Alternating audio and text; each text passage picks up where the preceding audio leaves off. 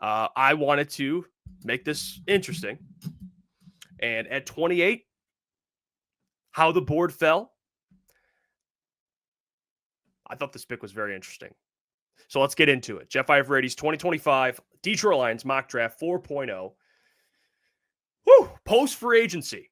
All right, post free agency, and it's not like free agency really changed much. I mean, I guess DJ Reed, but they weren't going to draft a corner, but you get the point. Wanted to wait a week, see what the Lions did. Now we're getting into new mock drafts. So let's begin with the first pick, the first round pick in the 2025 NFL draft. At 28, the Detroit Lions select a player that, honestly, if he was there, I wouldn't be upset. And that is Walter Nolan, defensive tackle out of Ole Miss. And I know people are going to be like, what? A defensive tackle? Walter Nolan is an excellent player. And this is why, guys, when we talk about positions, when a player's there that is very good, you have to at least consider. You have to say, okay, Walter Nolan is staring right at me. He's probably a top 20 player in the draft, top 15, top 20, and he's there at 28. I have to take him. All right, I have to take him. He's an excellent run defender. On top of that, he's an excellent pass rusher. 6.5 sacks for Ole Miss. He's 6'3", 305. 21 years old. He's 21. 21. And by the way, as a defensive tackle, 11% pass rush win rate, which is pretty good for defensive tackles. Guy can do it all. He's well-rounded. He can play on the edge. He's got some versatility to him too. So I love Walter Nolan. I think he fits what the Lions want. Just a nasty, plays with an edge, grit, everything the Lions will like in a player. Walter Nolan will be that. I promise you. And I know it's not an edge, but stay patient because there's still plenty of picks left. And this is the scenario I'm talking about here, where if an edge isn't picked, we have to see what the other picks are, and then I can make a judgment. So there's my pick at 28. Now let's get to the next one. That would mean the Lions still have a need that I do agree needs to be addressed. Okay? And that player fell right to me. And that player is edge JT Tuamo Luau. I think I just butchered that. But JTT, I'm telling you, this is the conversation around JTT. High floor, but low ceiling. No, I think JT has a higher ceiling than people give him credit for. Speaking of what I did with Walter Nolan, JTT he's an excellent run defender. Another one, okay? But on top of that, production. 12.5 sacks this past season. Couple of them were cleanup sacks. I understand that. But he's powerful. That's what the Lions are looking for on the opposite side of Hutch. He's powerful. He plays with great leverage. 270 pounds, 6'5", 21 years old. Both these guys are 21. Think about how many more good years they have. And if you guys want to see JTT take over a game, because we've seen it happen, go back, I believe it was 2 years ago versus Penn State. Go watch that game. Took over the entire game. I think he had 1 or 2 interceptions, 2-3 sacks. I mean, the guy had one of the greatest games I've ever seen. So JTT, if you get him at 60, this makes the first round, it makes it even better. Because you're like, okay, Walter Nolan, where's the edge? Okay, JTT, all right. Now it's getting interesting. And I know this is where it gets interesting. All right, let's move on. Now with the third pick in the 2025 NFL Draft, the Detroit Lions select. And this is what I was talking about earlier with the Graham situation. That is Jared Wilson, the center out of University of Georgia. All right, the Bulldogs. And let me tell you some background on Jared Wilson. I love Jared Wilson. I really do. I think I'm a Jared Wilson simp. He's been a backup essentially the last 2 years. He started this year. and had an A++ year. He was excellent. And that means what I see when I see that is, oh my gosh, how much better can he get with more and more and more years under his belt? What's his ceiling look like? I watched him at the combine. He moves so fluid, so fluid. He's going to be an excellent center, but you know what he can do? Play right guard. He's played right guard before. Obviously, his natural position center, but with Frank Ragnow still here, he can play that right guard spot until Frank Ragnow is not here anymore. I love this pick. I do. I love it. 0 sacks and 1 hit allowed. First year fully starting. First year starting, 0 sacks, 1 hit allowed. In the SEC. In the SEC. Against guys like Walter Nolan, who I just put up there in the first round. So this is, to me, it's good. It's a Brad Holmes pick. It's everything written. It's just everything. Character, what he does in pass pro, run blocking, 0 sacks, 1 hit allowed. The ceiling on the guy. Brad loves SEC players. There's an SEC guy. So you want a guy from a good program. And this is what I tend to look at guys. And I use this. Maybe you guys already know this, and maybe I'm just repeating myself. But for reference, when I look at players, look at the school and look at what they're known for. For example, University of Georgia, offensive lineman. Or you can do this with Alabama. I think Alabama is probably a better comparison, but you get the point. Alabama and Georgia, they always have great defensive linemen. Always. Great defensive linemen.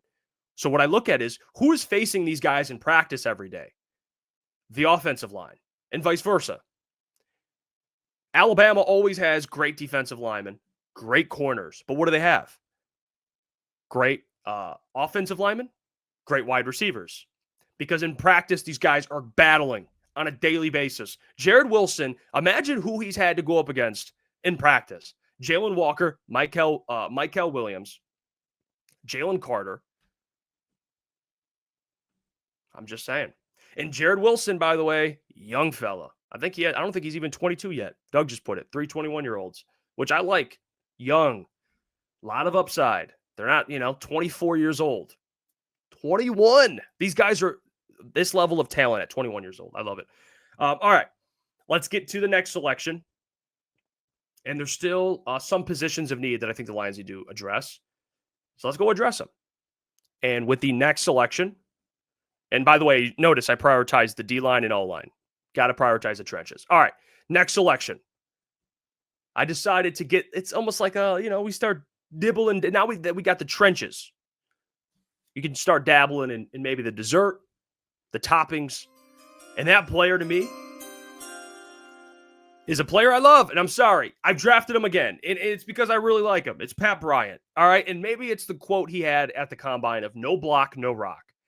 Because there's no way that doesn't stick in the Lions' head. It doesn't, right? Brad Holmes hears that. He's like, love this guy. No block, no rock. And you see what he's done. I mean, do I really have to go back into it? Do I? 6'3", 200 pounds. 1 drop on the season. 82.9 grade against man coverage. Gets open. Contested catch guy. What is the type of player Tim Patrick is? Or what is the type of player Tim Patrick always is? All right. And that is contested catch guy. He's big. He can do these one-on-one coverage, go win, go make a play. He does it. All right. And Pat Bryant is that. So this is your Tim Patrick replacement. You replace Tim Patrick with Pat Bryant. All right. That's your replacement. Love the pick. 130. I mean, that's great value. And he understands, man, you got to block. And he's a willing blocker. By the way, saw him at the combine. Dude is absolutely yoked. So I would not want to be on the other side of that. Would hate to be that DB. But all right, let's keep it moving. And by the way, Brian Ruth says, I'd rather have the wide receiver from Iowa State. I get that, but he's going to go top 60. So I it's just how the board kind of falls here. I prioritize the trenches, so I missed out on Jaden Higgins. But I like this better, in my opinion. You prioritize the trenches. But I get what you're saying, though. I get what you're saying, though, Brian. All right, let's get to the next pick. This is where it gets a little interesting because I'm starting to really fall in love with this player, and I know the Lions have met with him. And that is, he's from a school the Lions really do like. I like this player a lot. And that is linebacker Jay Higgins from Iowa. If you guys want to go watch Jay Higgins, okay? He is excellent in pass coverage. Check this out. 1 touchdown allowed to 4 interceptions. Okay? 57.2 passer rating allowed. Yeah, that's attractive. Loves Jack Campbell. Models his game after Jack Campbell. And we're getting to the point where remember what we say with Brad? BPA.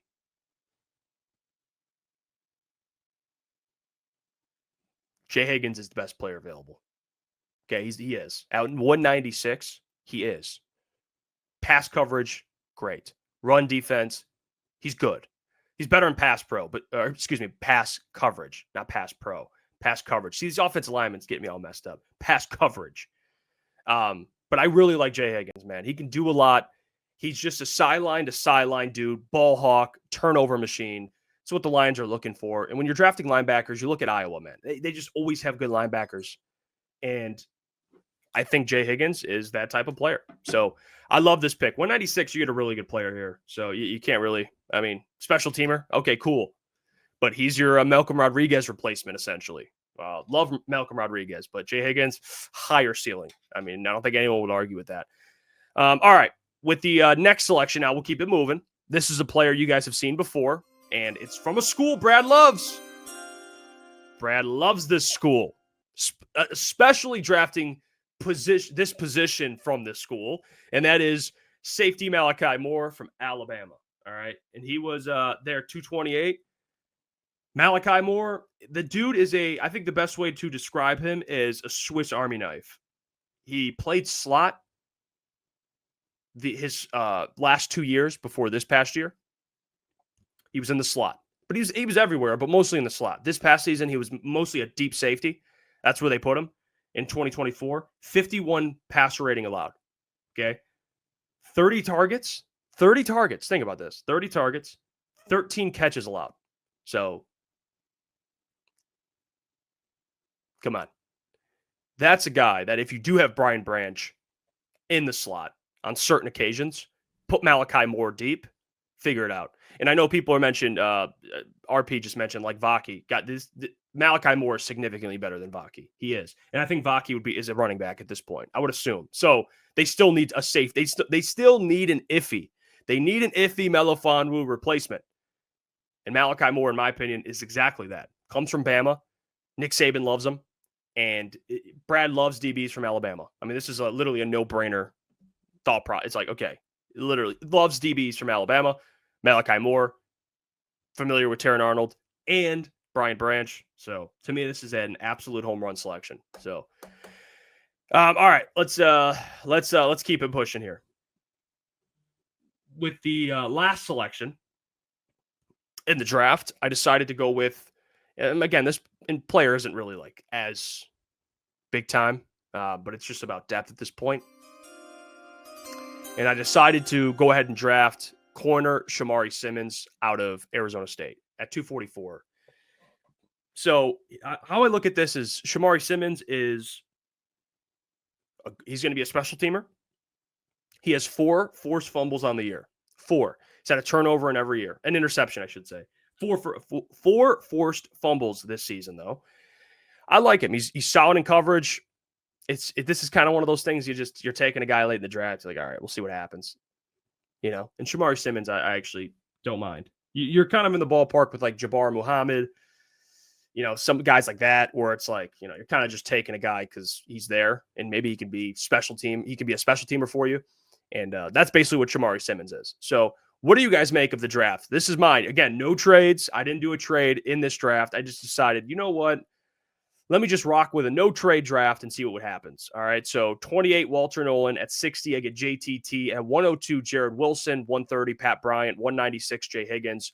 228, Malachi Moore.